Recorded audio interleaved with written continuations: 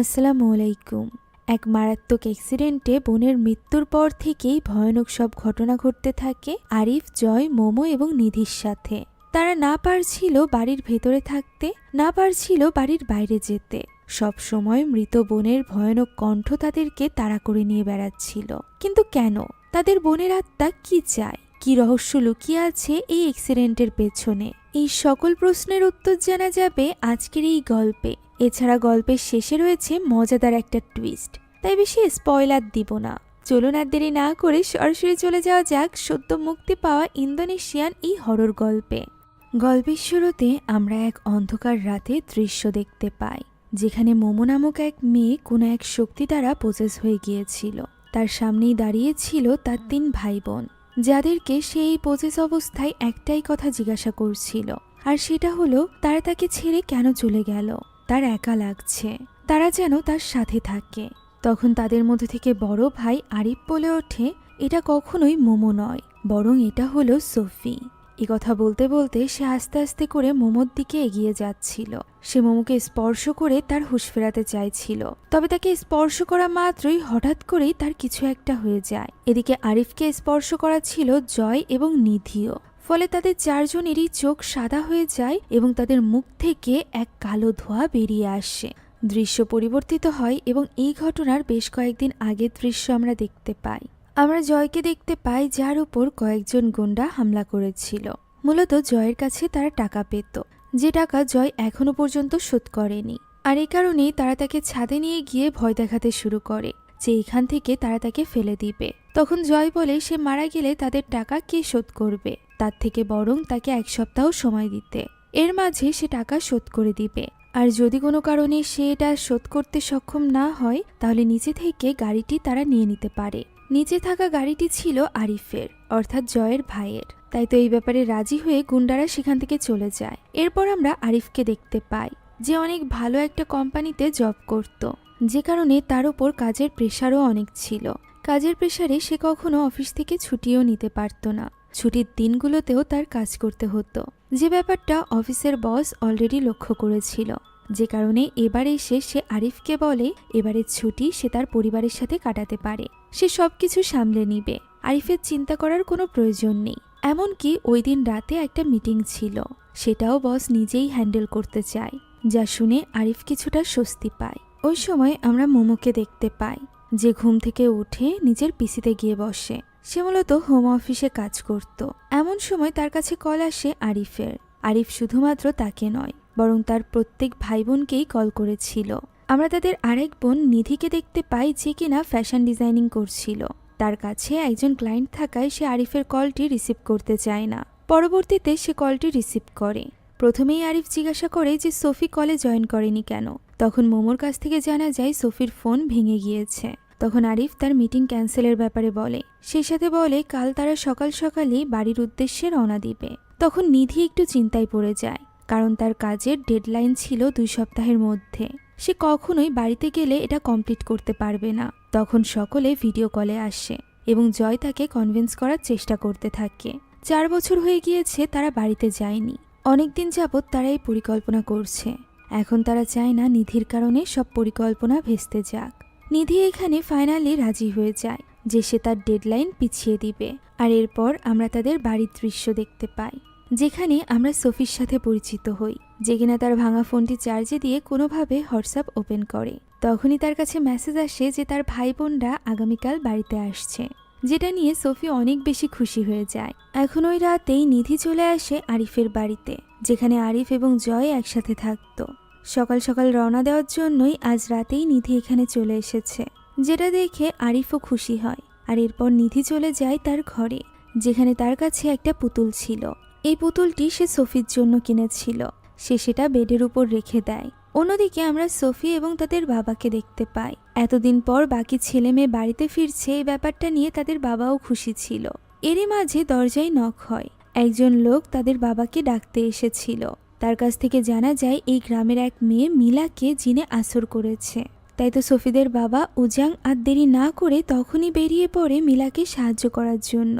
যাওয়ার আগে সে সোফিকে বলে দরজাটি ভালো করে বন্ধ করে দিতে। এরপর আমরা মিলাকে দেখতে পাই, যে কিনা পুরোপুরিভাবে ওই জিনের বশে ছিল। বাইরে দাঁড়িয়ে থাকা তার মা অপেক্ষা করছিল উজাংয়ের জন্য। উজাং আসা মাত্রই সে তাকে রিকোয়েস্ট করতে থাকে মেলার ভেতর থেকে ওই জিনকে ছাড়িয়ে দেওয়ার জন্য।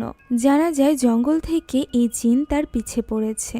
ওই জিন এখানে আকুতি মিনতি করতে থাকে এবং উজাংয়ের কাছেই উল্টে সাহায্য চাইতে থাকে। সে তাকে প্রমিস করতে থাকে যে তার প্রতিশোধ উজাংকে নিতেই হবে। তবে উজাং এই কথার কোনো গুরুত্ব না দিয়ে তার ভেতর থেকে ওই জিনকে বের করে দেয়, যার ফলে মিলা এবার স্বাভাবিক হয়ে যায়। তার বাবা মাও স্বস্তির নিঃশ্বাস ফেলে। এখন পরদিন সকালে আমরা শহরের দৃশ্য দেখতে পাই, যেখানে মোমোও চলে এসেছিল তাদের সাথে বাড়িতে যাওয়ার জন্য। নিধি তখন তাড়াহুড়া করে ঘর থেকে বের হওয়ার সময় ওই ব্যাগটা ভুলে যায়, যে ব্যাগটাতে করে সে সোফির জন্য পুতুল এনেছিল। এখন তারা 4 ভাই বোন রওনা দেয় বাড়ির উদ্দেশ্যে। পাহাড়ি রাস্তা ধরে তারা এগোতে থাকে।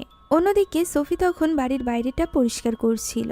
আচমকাই তখন তার পেছন থেকে কেউ যেন চলে যায়। সোফি এটা অনুভব করে একটু ঘাবড়ে যায় এবং সেদিকে এগোতে থাকে দেখার জন্য। তখনই আচমকা গাড়ির হর্ন শোনা যায়। তার বাকি ভাই বোন চলে এসেছিল, জানিয়ে সোফি অনেক বেশি এক্সাইটেড ছিল। সে খুশি খুশি সকলকে স্বাগত জানায়, সেই সাথে তাদেরকে সাহায্য করতে থাকে তাদের জিনিসপত্র ভেতরে নেওয়ার জন্য। তখনই তাদের বাবা সেখানে আসলে তারা ছুটে চলে যায় তাদের বাবার কাছে। দীর্ঘ 4 বছর পর তাদের দেখা হয়েছিল, যে কারণে তারা অনেক বেশি খুশি ছিল। এদিকে সোফি তাদের সকলের পছন্দের খাবারও রান্না করেছিল। তাদের 3 বোনের ঘর একসাথেই ছিল, যেখানে আসার পর তাদের পুরনো দিনের কথা মনে পড়ে যায়। এখানে মোমো সোফিকে বলে এখন এই ঘরে একা থাকতে তার ভয় লাগে না, যদি কোনো শয়তানি শক্তি এখানে চলে আসে। যা শুনে নিধি তাকে সোফিকে ভয় দিতে নিষেধ করে। তখন তারা লক্ষ্য করে সোফির ফেভারিট পুতুলটি এখনও তার কাছে রয়েছে। সে ছোটবেলা থেকেই পুতুল অনেক বেশি পছন্দ করত, তাই নিধি তখন তার কাছে ক্ষমা চায় তার জন্য কেনা পুতুলটি না আনার জন্য। সে ভুলে সেটা আরিফের বাড়িতে রেখে এসেছে। তখন আমরা ছোটবেলার দৃশ্য দেখতে পাই, যেখানে আমরা জানতে পারি সোফি ছোটবেলা থেকেই অনেক নরম প্রকৃতির ছিল। তাকে বাইরের ছেলে মেয়েরা বুলি করত, তবে তার ভাই বোনরা সবসময় তার পাশে ছিল, ঢাল হয়ে তাকে প্রোটেক্ট করত তারা। এভাবেই একদিন সোফির পুতুল কয়েকজন ছেলে ছিঁড়ে ফেলে, যেটা হাতে সেলাই করে দেয় নিধি। আর এরপর নরম সোফিকে প্রোটেক্ট করার জন্য সে তাকে একটা লাল সুতো ব্রেসলেট বানিয়ে দেয়, যেটা পেয়ে সোফি অনেক খুশি ছিল। আর এখনো পর্যন্ত সোফি সেটা হাতে পড়েছিল। তখনই সেখানে চলে আসে জয় তাদেরকে খাবার জন্য ডাকতে। বাকিরা চলে গেলেও নিধি কাপড় গুছিয়ে তারপর যেতে চায়। সে যখন আলমারিতে কাপড় রাখছিল তখন আচমকা তার মনে হয় পেছন থেকে কেউ হয়তোবা তার উপর নজর রেখেছে। তবে দেখা যায় সেখানে তো কেউই নেই। এখন এরপর ডিনারের দৃশ্য দেখা যায়, যেখানে তার ছেলে মেয়েদের সকলের কথা জিজ্ঞাসা করছিল উজাং। আরিফ তার চাকরিতে বেশ ভালো করছে। 6 মাসের মধ্যে নিধিও নিজের বুটিক ওপেন করে ফেলবে। এদিকে মোমোর প্রজেক্টও অনেক ভালো যাচ্ছে। তবে তাদের মধ্যে জয় ছিল বেকার। যদিও উজাংয়ের এই ব্যাপার নিয়ে অত বেশি মাথা ব্যথা ছিল না। সে তার ছেলে মেয়েদের জন্য সফলতার দোয়া করত, তাতে একটু টাইম লাগলেও।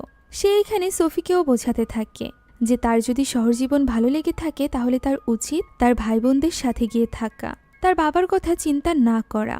এর ফলে সে পিছিয়ে পড়বে। এছাড়া সে শহরে গিয়ে থাকলে নিধি এবং মোমোর কাছ থেকে অনেক কিছু শিখতে পারবে। এমনিতে উজান বৃদ্ধ, ছোট মানুষ না যে সবসময় তার দেখাশোনা করতে হবে। কথা বলতে বলতেই উজাংয়ের বিষম লেগে যায়। আর আমরা বুঝতে পারি সোফি কেন উজাংকে ছেড়ে যেতে চায় না। সে তার বাবাকে প্রচণ্ড ভালোবাসত, একা হাতে সবকিছু সামলে নিত সে। ওই রাতে সে থালা বাসন ধুচ্ছিল, যেখানে আরিফ আসে এবং তাকে সাহায্য করতে চায়। তবে সোফি তাকে মোটেও সাহায্য করতে দেয় না। তখন আরিফ বলে কাজ শেষ করে তার রুমে আসতে। কাজ শেষ করে সে রুমে গিয়ে দেখতে পায় আরিফ তার জন্য একটা নতুন ফোন কিনে এনেছে। নতুন ফোন পেয়ে অনেক বেশি খুশি হয়ে যায় সোফি। তখন জয় এসে বলে তার ফোনটাও তো ভেঙে গিয়েছে। যা শুনে আরিফ তাকে খোঁচা মেরে বলে সে যদি জুয়ায় টাকা না উড়াতো তাহলে সে নিজের টাকা দিয়েই ফোন কিনতে পারত। প্রতি উত্তরে জয় বলে সে যদি জুয়ায় জিততে পারে তাহলে সে এরকম একটা নতুন ফোন একদিন আরিফকেও কিনে দিবে। কথা বলে মজা করে সে সেখান থেকে চলে যায়। সোফিও তার নতুন ফোনটাই সবকিছু সেট করে আলমারিতে রেখে দেয়। এখন পরদিন জয়কে ঘুম থেকে ডেকে তোলে আরিফ। তবে তার উঠতে একদমই ইচ্ছা হচ্ছিল না। আরিফ তাকে ডেকে ডাইনিং রুমে চলে যায়, যেখানে সে তাদের ছোটবেলার ছবি দেখতে থাকে। এই ছবিগুলোর মধ্যে একটা ছবিতে তাদের মাও ছিল। ঝর্ণার কাছে তারা এই ছবিটি তুলেছিল। সে ওই ছবিটা দাঁড়িয়ে দাঁড়িয়ে দেখছিল। তখন তার বাকি ভাই বোনও সেখানে চলে আসে। নিধি এসে সোফিকে বলে বিকালবেলা তাকে মার্কেটে নিয়ে যাওয়ার জন্য। সে কিছু ফেব্রিক দেখতে চায়। এরই মাঝে আরিফ বলে ওঠে যে সে তার মাকে অনেক বেশি মিস করে। এ কথা শুনে বাকিদেরও মন খারাপ হয়ে যায়। তখন আরিফ বলে যে আজ ব্রেকফাস্টের পর তারা ওয়াটারফল দেখতে যেতে পারে, যেখানে ছোটবেলায় তারা তাদের মায়ের সাথে যেত। এ কথা শুনে তারা খুশি খুশি রাজি হয়ে যায়। এরই মাঝে তাদের বাবা সেখানে আসে এবং আরিফের দিকে টাকা এগিয়ে দিয়ে বলে যে আসার সময় একটু কফি এবং সুগার নিয়ে আসতে। যদিও জয় সেই টাকাটা নিতে চাইছিল, তবে আরিফ তা নিতে দেয় না। সে বলে সে নিজেই ম্যানেজ করে নিবে। যে ব্যাপারটা শুনে তাদের বাবা খুশি হয়ে যায়, তবে জয়ের মন খারাপ হয়ে যায়। ফ্রিতে তার কাছে কিছু টাকা আসতে চলেছিল, তবে তা আর আসলো না। এখন খাওয়া দাওয়ার পর তারা সকলে মিলে রেডি হয়ে বেরিয়ে পড়ে। প্রথমে তো সবকিছু ঠিক ছিল, তারা সকলে আরিফের গাড়িতে করে ওই ঝর্ণায় যেতে চাইছিল। তবে তখনই জয়ের চোখ পড়ে ওজাংয়ের গাড়ির দিকে। তার ছোটবেলার কথা মনে পড়ে যায়। সে আজ তাদের বাবার গাড়িতে করে বাইরে ঘুরতে যেতে চাইছিল। যদিও এই ব্যাপারে মানা করতে থাকে মোমো এবং নিধি, তবে সে কারোর কথাই শোনে না। গাড়িটি দেখে সে অনেক বেশি এক্সাইটেড হয়ে পড়েছিল, তাই সে সোফিকে বলে ভেতর থেকে গাড়ির চাবি নিয়ে আসতে।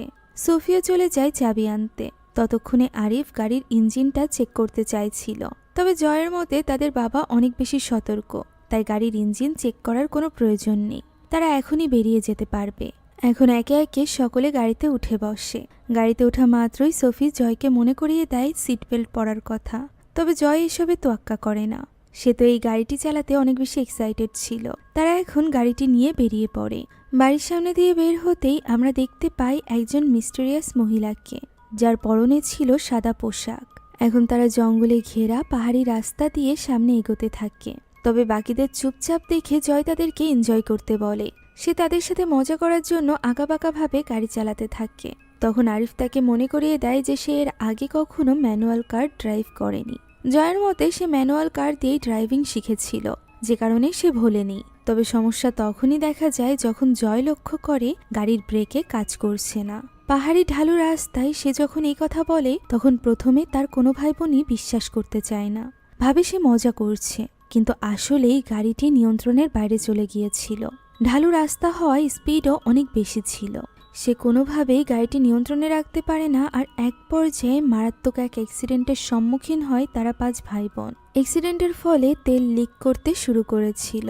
এরই মাঝে কোনো মতে জয় আহত অবস্থায় গাড়ির ভেতর থেকে বেরিয়ে আসে। এরপর সে পেছনের দরজা খুলে প্রথমে মোমোকে বের করে নেয়। ততক্ষণে গাড়িতে একটু একটু করে আগুন লাগতে শুরু করে দিয়েছিল। সে দ্রুত বের করে নেয় আরিফকে।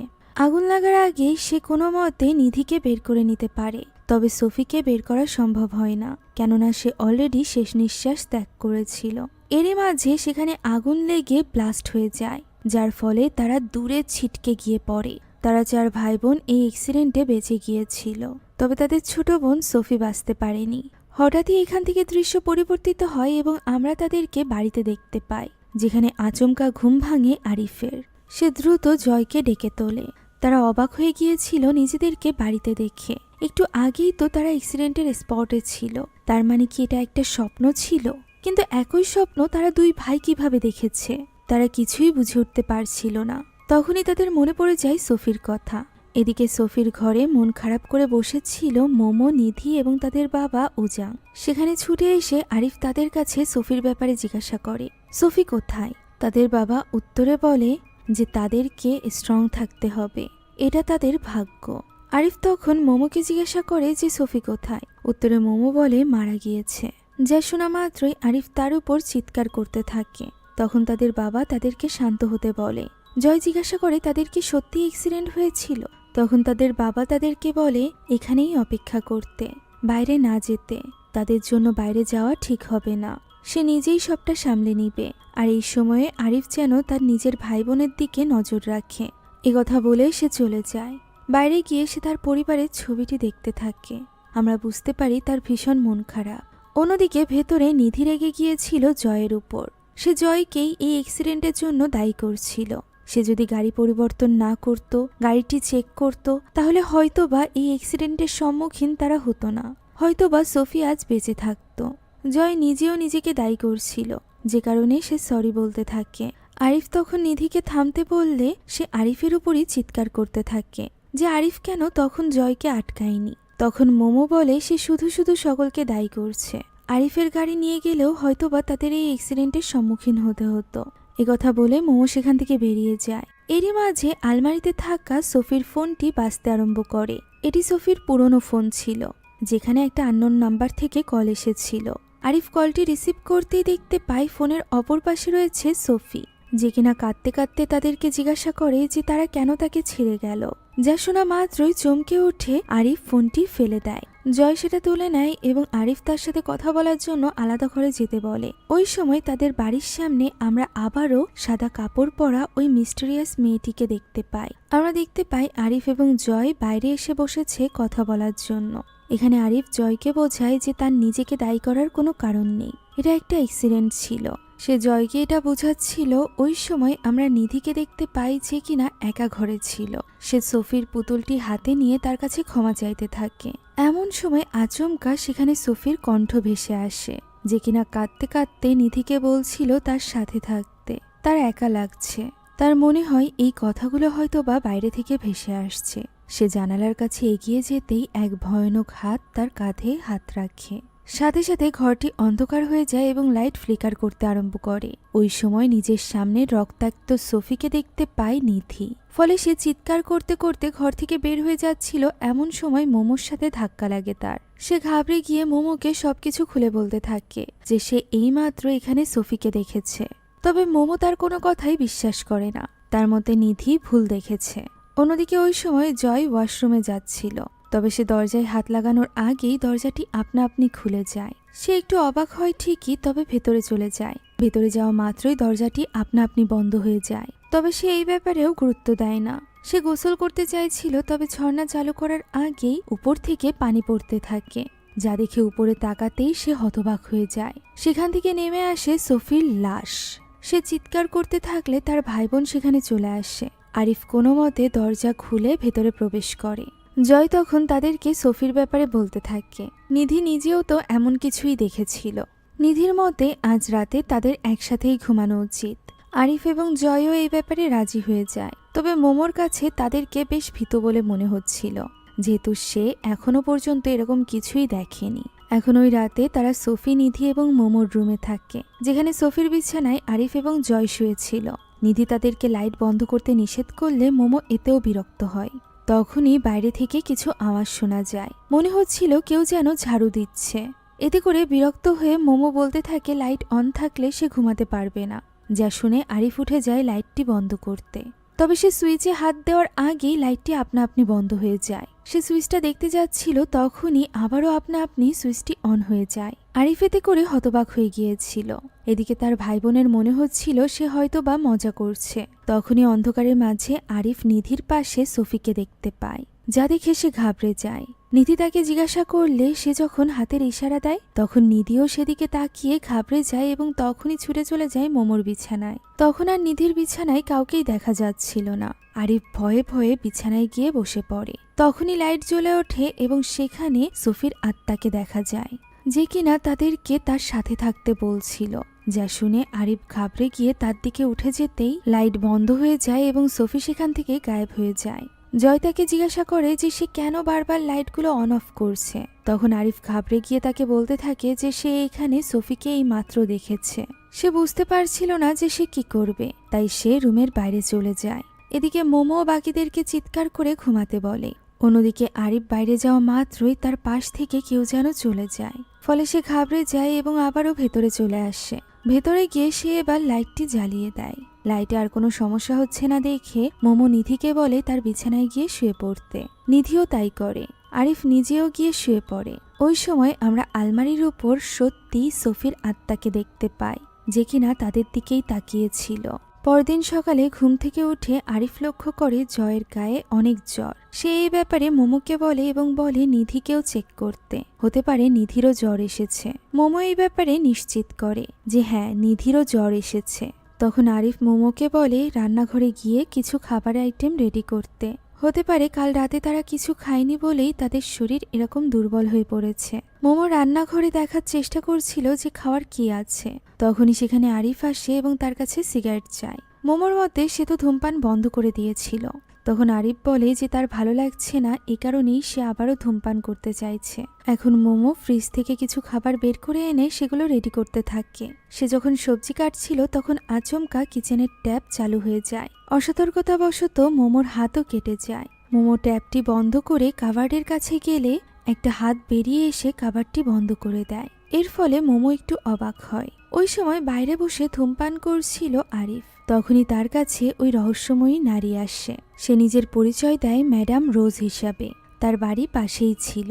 সে এখানে আরিফকে জিজ্ঞাসা করে যে সে কি সোফিকে দেখেছে। আরিফ এই প্রশ্ন শুনে একটু অবাক হয়। তখন ম্যাডাম রোজ বলে যে সে অনেক কিছু জানে, অনেক কিছুর ব্যাখ্যাও জানে। তাই সে যদি কোনো কিছুর ব্যাখ্যা জানতে চায় তাহলে সে যেন ম্যাডাম রোজের বাড়িতে আসে। আরিফ তাকে কিছু বলবে বা কোনো কথার উত্তর দেবে তার আগেই পিছ থেকে তাকে ডাক দেয় মোমো। তার ডাকে সাড়া দিয়ে সে সামনে তাকাতেই দেখতে পায় সেখানে ম্যাডাম রোজ নাই। মোমো জিজ্ঞাসা করে সে কার সাথে কথা বলছিল।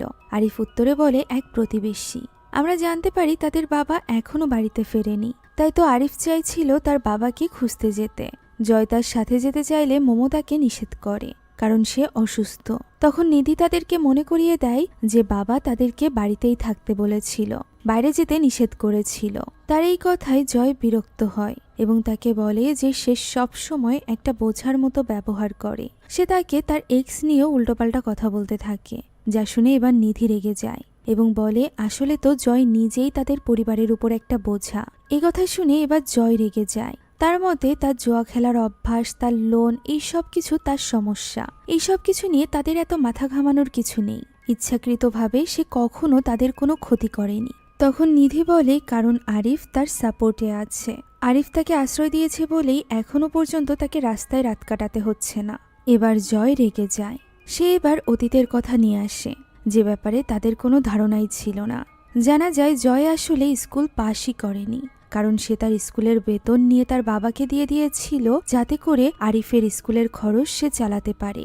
একজন কোরআনের শিক্ষক কতটুকুই বা উপার্জন করে। জয়ই মূলত ছোটবেলা থেকে টুকটাক বাজারের কাজ করত যাতে করে তার বাবা বাকি ভাই বোনদের খরচ চালাতে পারে।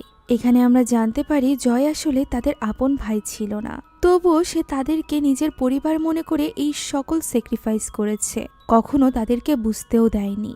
আর এখন নাকি নিধি তাকে বোঝা বলছে। এই সকল কথা বলে জয় সেখান থেকে চলে যায়। নিধিও উঠে চলে যায় ঘরে।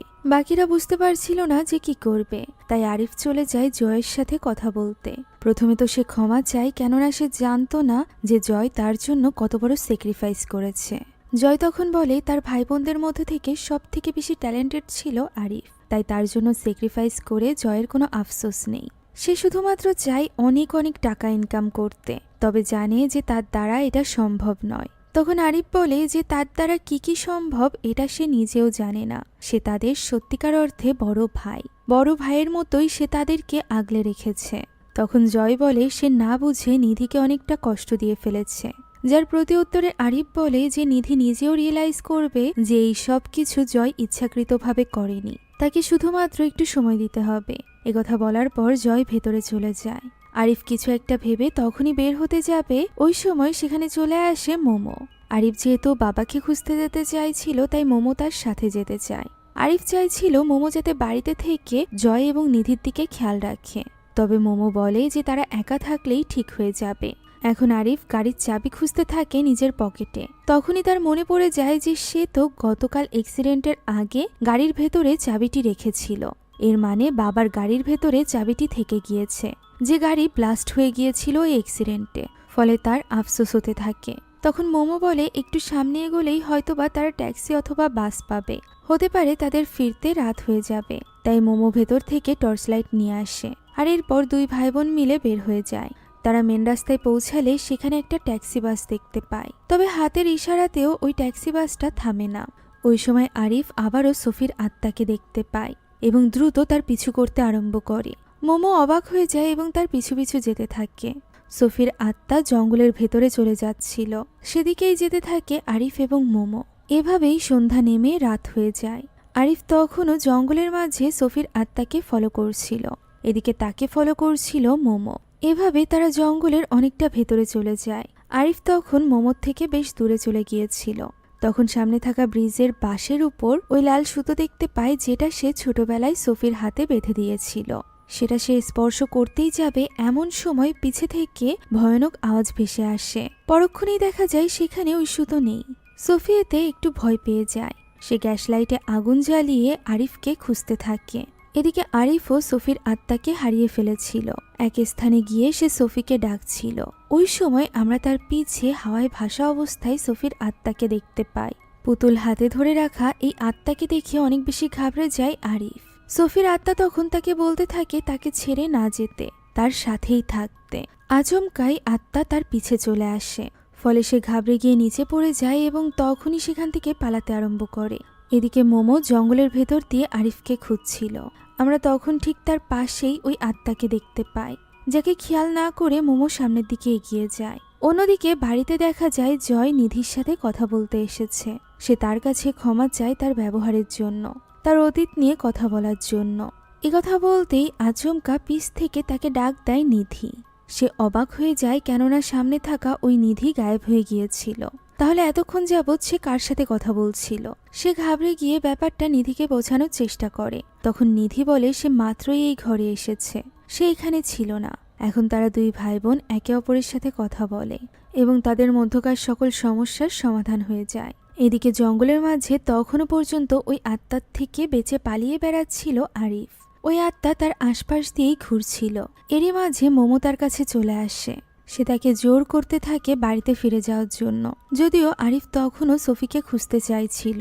তবে সমস্যা তখন দেখা যায় যখন তারা বারবার ঘুরে ফিরে একই স্থানে ফিরে আসছিল, অর্থাৎ তারা জঙ্গলের মাঝে হারিয়ে গিয়েছিল, বা বলা যায় কোনো এক গোলকধাঁধায় পড়ে গিয়েছিল। তারা বুঝতে পারছিল না যে তারা কি করবে। এদিকে তাদেরকে নিয়ে চিন্তা করছিল নিধি। সে বলে যে তাদের বাবা তাদেরকে বাইরে যেতে নিষেধ করেছিল। এরপরও আরিফ গেল। একথা বলতে বলতেই সে আয়নায় ভয়ানক কিছু লক্ষ্য করে। সে আয়নায় নিজের ভয়ানক রূপ দেখে থমকে যায়। তখনই পিছ থেকে জয় ডাক দিলে সে ঘাবড়ে ওঠে। সে বুঝতে পারছিল না এইমাত্র সে কি দেখেছে। অন্যদিকে আরিফ এবং মোমো তখনও পর্যন্ত বাইরে যাওয়ার রাস্তা খুঁজে পায়নি। তখনই আরিফ কিছু একটা শব্দ শুনতে পায়। সেদিকে লাইট দিতেই সে ম্যাডাম রোজকে দেখতে পায় এবং তার পিছু করতে থাকে। ম্যাডাম রোজের পিছু করতে করতে তারা ফাইনালি মেন রোড পর্যন্ত পৌঁছে যায়। ফলে তারা হাঁপ ছেড়ে বাঁচে। তাই তো তারা আর দেরি না করে তখনই ফিরে যায় বাড়িতে, এই আশায় যে হতে পারে এতক্ষণে তাদের বাবা ফিরে এসেছে। বাড়িতে ফিরেই তারা দুজন হাঁপিয়ে পড়ে। মোমোর মতে তাদের দুজনের এইভাবে একা বাইরে যাওয়া উচিত হয়নি। তাদের বাবা নিষেধ করেছিল, তাদের উচিত ছিল বাবার কথা শোনা। এরপর সে আরিফকে প্রশ্ন করে বের হওয়ার সময় সে কাকে ফলো করছিল, যা শুনে এবার আরিফের ম্যাডাম রোজের কথা মনে পড়ে যায়। তার মনে পড়ে যায় ম্যাডাম রোজ তাদেরকে বাড়িতে যেতে বলেছিল। তাই সে মোমোকে নিয়ে ম্যাডাম রোজের বাড়িতে চলে যায়। তখনই মোমো এসবের কিছুই বুঝতে পারছিল না। ভেতর থেকে মিউজিকের আওয়াজ ভেসে আসছিল। দরজার সামনে যেতেই দরজাটি আপনা আপনি খুলে যায়, যা দেখে মোমো বেশ ঘাবড়ে গিয়েছিল। এরই মাঝে ভেতরে ম্যাডাম রোজকে দেখা যায়, যে কিনা তাদেরকে ভেতরে আসতে বলে। তারা দুজনে ভয়ে ভয়ে ভেতরে প্রবেশ করে। সে মোমোর সামনে নিজের পরিচয় বলে যে তার নাম মনিকা। সে তাদেরকে সেখানে বসতে বলে। সে তাদেরকে দেখা মাত্রই বুঝে ফেলে যে তারা দুজন জঙ্গল থেকে এসেছে। এই ব্যাপারে জিজ্ঞাসা করলে সে বলে যে সে সব জানে। এরপর সে বলতে থাকে সোফির ব্যাপারে, যে সোফি ভয়ে আছে, সে এখনো পর্যন্ত শান্তি পায়নি। তাদেরকেও ব্যাপারটা মেনে নিতে হবে, তাদেরকেও সবকিছু যেতে দিতে হবে। আর এই সবকিছু হচ্ছে কারণ এখনো পর্যন্ত বিদায় দেওয়া হয়নি। মোমো বুঝতে না পেরে তাকে সবকিছু একটু পরিষ্কারভাবে বলতে বলে। তখন ম্যাডাম রোজ গানটি বন্ধ করে দেয় এবং তাদেরকে বলে যে সে তাদেরকে সাহায্য করতে পারে সোফির সাথে কথা বলার জন্য। তবে এর জন্য তাদের মধ্য থেকে একজনকে সোফির কোনো একটা বস্তু হাতে নিয়ে পশ্চিম দিকে ফিরে বসতে হবে। এই কথা বলে সে আরিফকে একটা মন্ত্রলেখা কাগজ দেয়, বলে এটা পাঠ করতে হবে। তবে এর বদলে ম্যাডাম রোজও একটা সাহায্য চায়। আরিফ জিজ্ঞাসা করে যে সে তাদের কাছ থেকে কি এমন সাহায্য চায়। ম্যাডাম রোজ তাদেরকে বলে তবে এই ব্যাপারটা আমাদেরকে জানানো হয় না। আমরা দেখতে পাই আরিফ এবং মোমো বাড়ির দিকে ফিরে যাচ্ছে, যেখানে মোমোর কথা থেকে আমরা বুঝতে পারি সে একদমই ম্যাডাম রোজকে বিশ্বাস করতে পারছিল না। তবে আরিফের মতে তাদের কাছে আর কোনো উপায় নেই। ওই সময় তাদের পাশ থেকে গ্রামের দুজন মহিলা যাচ্ছিল, যাদেরকে সালাম দেয় আরিফ এবং মোমো। তখনই তারা যেন শিউরে ওঠে এবং বলতে থাকে যে পাশে কবর থাকার কারণে হয়তোবা তাদের এমন লাগছে। মোমো এবং আরিফ এই ব্যাপারে গুরুত্ব না দিয়ে বাড়িতে ফিরে আসে। বাড়িতে ফিরে মোমো আরিফকে বোঝানোর চেষ্টা করে যে তারা সকলেই টেনশনে আছে, স্ট্রেস নিচ্ছে। এর মানে এই না মিসেস রোজের মতো একজন মানুষকে আরিফ বিশ্বাস করবে। তবে আরিফের মনে হচ্ছিল যা কিছু হচ্ছে কোনো কিছুই স্বাভাবিক না, তাই তাদের উচিত একটা চান্স নেওয়া। কিন্তু এই সব কিছুতে মোমো তো একদমই বিশ্বাসী ছিল না, কেননা এখন পর্যন্ত তার সাথে এরকম ভয়ানক কিছু ঘটেইনি। তার মনে হচ্ছিল আরিফ হয়তো বা অনেক বেশি দুর্বল হয়ে পড়েছে সোফির মৃত্যুতে, এ কারণেই এই সব কিছু ভাবছে। এখন আরিফও আর কথা না বাড়িয়ে ভেতরে চলে যায় কফি বানাতে। তখন বাইরে একা বসেছিল মোমো। হঠাৎ করেই মনে হয় সামনে থেকে কেউ যেন চলে গিয়েছে। মোমো অবাক হয়ে সেদিকে এগিয়ে যায় দেখার জন্য। সে সেখানে কাউকে একটা দেখতে পায়। এগিয়ে যেতেই আচমকা তার পা ধরে বসে কোনো এক ভয়ানক হাত। ফলে সে চিৎকার করে ছুটে চলে আসে বাড়িতে। ফাইনালি সেও এবার আরিফকে বিশ্বাস করতে শুরু করেছিল। অন্যদিকে ওই সময় খুবই অদ্ভুত স্বপ্ন দেখে জয়, যেখানে সে ওয়াশরুমে ছিল। আর এই স্বপ্ন দেখেই তার ভয়ানকভাবে ঘুম ভেঙে যায়। সে নিচে পড়ে গিয়েছিল বিছানা থেকে। পাশের বিছানায় নিধি ঘুমিয়েছিল। তার মনে হয় তার বিছানার নিচে কেউ একটা রয়েছে, তাই সে নিচু হয়ে দেখার চেষ্টা করতে থাকে। তখনই আচমকা সোফির আত্মা এসে তার হাত ধরে বসে। ফলে সে চিৎকার করে নিধিকে ডেকে তোলে এবং বলতে থাকে ওই বিছানার নিচে সোফি রয়েছে। নিধি সাহস করে এগিয়ে যায় চেক করতে। সে বিছানার নিচে দেখতে পায় সোফির পুতুলটি, যেটা সে বের করে নিয়ে আসে। তবে জয় তো তখনও পর্যন্ত ভয় পাচ্ছিল। তখনই নিধি লক্ষ্য করে জয় নিচের কাপড় নষ্ট করে ফেলেছে, তাই সে তাকে বকা দিতে থাকে। এরই মাঝে সেখানে চলে আসে আরিফ এবং মোমো। জয় তাদেরকে বলতে থাকে যে সে ভয়ে এরকম একটা কাজ করেছে, কেউ একজন তার হাত ধরে টান দিয়েছিল। তখন মোমোও বলে যে বাগানে থাকাকালীন তার পা ধরেও কেউ একজন টান দিয়েছিল। তখন আরিফ বলে যে তাদের উচিত সোফিকে জিজ্ঞাসা করা যে সে আসলে কি চায়, যা শুনে তারা সকলে হতবাক হয়ে যায়। মোমো তখন তাকে চিৎকার করে বলে ওই মহিলার উপর ভরসা না করতে। নিধি প্রশ্ন করে কোন মহিলা। তখন সকল কথা খুলে বলতে থাকে আরিফ। তারা এই পুরো ব্যাপারটা নিয়ে তর্ক করছিল, এমন সময় জানালা খুলে যায় এবং দমকা হাওয়া বইতে শুরু করে। এই সব কিছু দেখে নিধি চাইছিল এখনই এখান থেকে চলে যেতে। সে ব্যাগ গোছাতে শুরু করে। তখন আরিফ তাদেরকে নিষেধ করে। তাদের বাবা তাদেরকে বলেছিল এই বাড়িতে থেকেই অপেক্ষা করতে, তবে নিধি তার কথা শোনে না। এরই মাঝে দরজায় নক হয়। দরজা খুলতেই জয় দেখতে পায় তার সামনে দাঁড়িয়ে আছে ম্যাডাম রোজ। সে আরিফকে খুঁজছিল। বাকিরাও সেখানে চলে আসে। তখন ম্যাডাম রোজ আরিফকে ওই কাজটি করতে বলে যেটা সে তাকে করতে বলেছে, যা শুনে মোমো জয়কে বলে তখনই দরজা বন্ধ করে দিতে। দরজা বন্ধ করার আগে ম্যাডাম রোজ এটা বলে হাসতে থাকে যে তারা তো জানেই না যে তারা কোন বিপাকে পড়েছে। এখন জয় দরজা বন্ধ করে দেয় এবং তারা ভাবতে থাকে যে তারা কি করবে। এখনো পর্যন্ত বাড়িতে তাদের বাবাও ফেরেনি। আরিফের মতে তাদের এখন বাবার জন্যই বাড়িতে থেকে অপেক্ষা করা উচিত। আগেরবার যখন বাবাকে খুঁজতে গিয়েছিল তখন তারা বিপদে পড়েছিল। বাকিরাও তার কথা মেনে নেয়। এখন আরিফ রুমের দিকে যাচ্ছিল, এমন সময় তার পিছ থেকে কেউ যেন চলে যায়, যা দেখে আরিফের মনে সন্দেহ জাগে এবং সে সেদিকে এগোতে থাকে এটা দেখার জন্য যে কে ছিল। তখনই সে জানালার বাইরে সোফির আত্মাকে দেখতে পায়। সে হতবাক হয়ে যায় এবং তখনই দৌড়ে বাইরে চলে আসে, কারণ সে সত্যিই সোফির সাথে যোগাযোগ করতে চাইছিল। সে পিছ থেকে সোফিকে গিয়ে ডাকতে থাকে এবং তার সাথে কথা বলার জন্য রিকোয়েস্ট করে। এরই মাঝে সেখানে মোমো চলে আসে। সে জিজ্ঞাসা করে আরিফ বাইরে কি করছে। আরিফ যখন সামনে সোফিকে দেখায় তখন মোমো হতবাক হয়ে যায়, কেননা সেখানে কেউই ছিল না। এর ফলে আরিফও অবাক হয়ে যায় এবং পাগলের মতো সোফিকে ডাকতে থাকে। মোমো তাকে বোঝানোর চেষ্টা করে যে সোফি মারা গিয়েছে, সে তাকে কিভাবে দেখবে। তবে আরিফ যেন নিজের নিয়ন্ত্রণেই ছিল না। তখনই সেখানে ম্যাডাম রোজ চলে আসে। তার এই অদ্ভুত রূপ দেখে মোমো এবার আরিফকে টেনে ভেতরে নিতে থাকে। আরিফও ফাইনালি তাকে লক্ষ্য করে। ভেতরে ঢুকে তারা দরজা আটকানোর চেষ্টা করলে সেটা কিছুতেই বন্ধ হতে চাইছিল না। শুধুমাত্র তাই নয়, দরজা বন্ধ করে তারা যখন চলে আসছিল তখন আশেপাশের জিনিসগুলো নিচে পড়তে থাকে। তারা ছুটে চলে আসে বাকি দুই ভাই বোনের কাছে। তখনই মেন দরজায় আওয়াজ হতে থাকে, যা দেখে জয় এবার সেদিকে এগিয়ে যায়। সে দরজার কাছে যেতেই দরজাটি আপনা আপনি খুলে যায়। জয় সেটা আটকাচ্ছিল, তখনই সোফির আত্মা উপর থেকে নেমে আসে, যা দেখে আরিফ আবারও পাগলামি শুরু করে দেয়। সে যেভাবেই হোক সোফির সাথে কথা বলতে চাইছিল। সে দরজা খোলার জন্য জোর দিতে থাকে। বাকিরা তাকে আটকাতে যায়, তবে পারে না। দরজা খুলে যায় এবং তারা চারজনই হুমড়ি খেয়ে পড়ে। সামনে হাওয়ায় ভাসছিল সোফি, যে কিনা তাদেরকে তার সাথে থাকতে বলে। তখন বাকিরা কোনো মতে আরিফকে ভেতরে টেনে এনে দরজা বন্ধ করে দেয়। তারা ঘরে চলে আসলেও আরিফ তখনও পর্যন্ত সোফির কাছে যেতে চাইছিল, যা দেখে জয় তাকে শান্ত করার জন্য বেডের সাথে চেপে ধরে। নিধির চিৎকারে সে তাকে ছেড়ে দেয়। তখন আরিফ বলে কেন তারা তাকে সোফির সাথে কথা বলতে দিচ্ছে না, সোফি এসেছে তাদের সাথে কথা বলার জন্য। সে এই কথা বলছিল এমন সময় লাইটগুলো ফ্লিকার করতে থাকে। আবারও সোফির কণ্ঠ শোনা যায়, যে কিনা তাদেরকে বলছিল তাকে ছেড়ে না যেতে, তার সাথেই থাকতে। দরজায় নকের শব্দ হয় এবং আরিফের পাগলামি আবারও শুরু হয়ে যায়। সে ওই দরজা খুলতে যেতে চাইছিল, তবে জয় তাকে আটকে রেখেছিল। আচমকাই লাইট বন্ধ হয়ে যায় এবং চারিদিক অন্ধকার হয়ে পড়ে। আবারও সোফির আকুতি মিনতি শোনা যায়, যে কিনা তাদেরকে তার সাথে থাকতে বলছিল। মোমো গ্যাস লাইট জ্বালাতেই সেখানে এক ছায়া দেখা যায়। এই ভয়ানক ছায়া দেখে তারা সকলে কেঁপে ওঠে। এমন সময় লাইট আপনা আপনি জ্বলে ওঠে।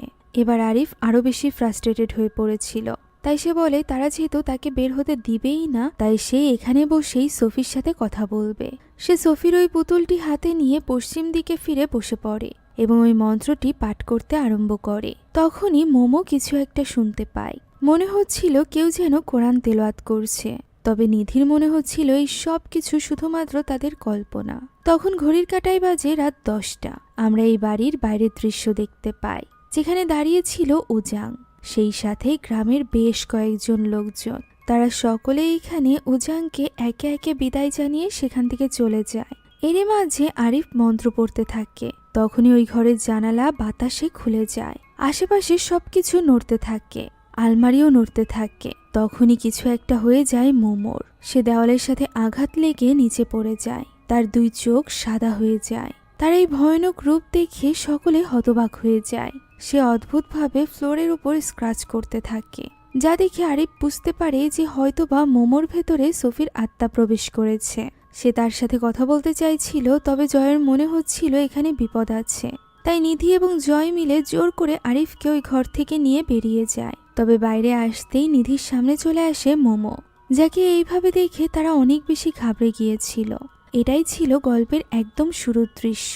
মোমো এখানে আরিফকে জিজ্ঞাসা করছিল যে সে কেন তাকে ছেড়ে চলে এসেছিল, তাদের কি তার কথা মনে পড়ে না। এই সকল কথার মাঝে আরিফ বলতে থাকে যে এটা সোফির আত্মা, তবে জয় এবং বাকিদের মতে তার পড়া মন্ত্রের কারণেই এমনটি হয়েছে। হতে পারে এটা সোফির আত্মা নয়, কিন্তু আরিফ কোনো কথাই শোনে না। সে মোমোকে স্পর্শ করে, সাথে সাথে তার কিছু একটা হয়ে যায়। তাকে স্পর্শ করে থাকার কারণে বাকিদেরও কিছু একটা হয়ে যায়। তাদের চোখ সাদা হয়ে যায় এবং তাদের মুখ থেকে কালো ধোঁয়া বেরিয়ে যায়। সাথে সাথে দৃশ্য চলে যায় অতীতে। আমরা ওই অ্যাক্সিডেন্টের দৃশ্য দেখতে পাই। অ্যাক্সিডেন্টের পর কোনো মতে গাড়ির ভেতর থেকে বেরিয়ে এসেছিল জয়। জয় তখন বাইরে এসে সকলকে দেখতে থাকে। মোমো, নিধি এবং আরিফ তখনও পর্যন্ত গাড়ির ভেতরে। জয় নিজেই আসলে বের হতে পেরেছিল না। বাকিদেরকে সে কিভাবে বের করবে? সে শুধুমাত্র এটা দেখে শান্তি পেয়েছিল যে বাইরে বেরিয়ে গিয়েছে সোফি। সোফি তার ভাই বোনকে বাঁচানোর জন্য কিছু একটা করবে, তবে তার আগেই গাড়িতে আগুন লেগে যায় এবং সেটা ব্লাস্ট হয়ে যায়। তার চোখের সামনেই তার ভাই বোন এই অ্যাক্সিডেন্টে মারা যায়। ওই সময় সোফি কাঁদতে কাঁদতে তাদেরকে বলেছিল তাকে ছেড়ে না যেতে, তার সাথেই থাকতে। কিছুক্ষণের মধ্যেই সেখানে পুলিশ এবং অ্যাম্বুলেন্স চলে আসে। এদিকে ওই সময় ছেলেমেয়ের চিন্তায় বাড়িতে একা অপেক্ষা করছিল উজাং। তাকে কল করে সোফি সবটা জানায়। এই দৃশ্য আমরা এর আগেও দেখেছি, অর্থাৎ গতরাতে যখন আরিফ, জয়, মোমো এবং নিধিকে অপেক্ষা করতে বলে তাদের বাবা বেরিয়েছিল।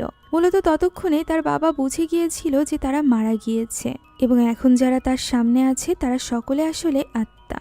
এ কারণেই সে তাদেরকে বাড়ির বাইরে যেতে নিষেধ করেছিল। তা না হলে তারা কোনো খারাপ আত্মায় পরিণত হতে পারে, ভুলবশত কোনো মানুষের ক্ষতি করে ফেলতে পারে। যেহেতু তারা নিজেরাও তখনও বুঝতে পারেনি যে তারা মারা গিয়েছে। একদিনের মধ্যেই সবকিছুর সমাধান করে তাদের আত্মার জন্য মাগফিরাতের আয়োজন করা হয় বাড়িতে। তারা 4 জন তো ভাবছিল যে তারা মারা যায়নি, বরং সোফি মারা গিয়েছে, যে কারণে সোফির কান্নার আওয়াজ বা সোফির উপস্থিতি তাদেরকে ভয় দেখাচ্ছিল। সেই সাথে তাদের আত্মার মাগফিরাতের জন্য যে দোয়া করা হচ্ছিল তাতেও তাদের বেশ অদ্ভুত লাগছিল। এ কারণেই মূলত আরিফ এবং মোমো যখন বাইরে গিয়েছিল তখন তারা ট্যাক্সি বাসকে দাঁড়াতে বললেও তারা দাঁড়িয়েছিল না, কেননা তাদেরকে তো মানুষেরা দেখতেই পাচ্ছিল না। যে কারণে ওই দুই মহিলাও তারা পাশ দিয়ে যাওয়ায় শিউরে উঠেছিল। এখন প্রশ্ন আসতে পারে, তাহলে ম্যাডাম রোজকে হতে পারে সে কোনো খারাপ শয়তান, যে কিনা এই 4 আত্মাকে ব্যবহার করতে চাইছিল, যেটা করতে দেয়নি তাদের বাবা উজাং। সে তাদের আত্মাকে রক্ষা করার জন্যই এই সব কিছু করছিল। এখন ফাইনালি তারা সবকিছু বুঝতে পেরেছিল।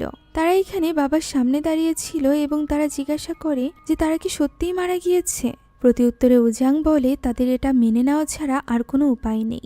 এরই মাঝে সেখানে সোফি চলে আসে। তার কাছে গিয়ে উজাং তার হাত ধরে এবং বোঝায় যে এখন তাকে তার ভাই বোনদের বিদায় দিতে হবে, যাতে করে তারা সকলে পরকালে শান্তি পায়। সোফি তখন কাঁদতে থাকে এবং তাদের কাছে ক্ষমা চাইতে থাকে, যার প্রতি উত্তরে তার ভাই বোনরা তাকে বলে তারা তাকে ভীষণ ভালোবাসে। এই সকল কথা বলতে বলতেই তারা গায়েব হয়ে যায়। শেষ দৃশ্যে আমরা সোফিকে তার বাবার সাথে ঝর্ণার কাছে দেখতে পাই, যেখানে যাওয়ার জন্য তারা 5 ভাই বোন বের হয়েছিল। সেখানে আমরা ম্যাডাম রোজকেও দেখতে পাই, যে কিনা সোফিকে বলে উজাংকে বলে দিতে যে তার মৃত্যু নিজেকে শেষ করে দেওয়ার মাধ্যমে হয়নি, বরং তাকে কেউ খুন করেছিল। উজাং যেন তাকে সাহায্য করে।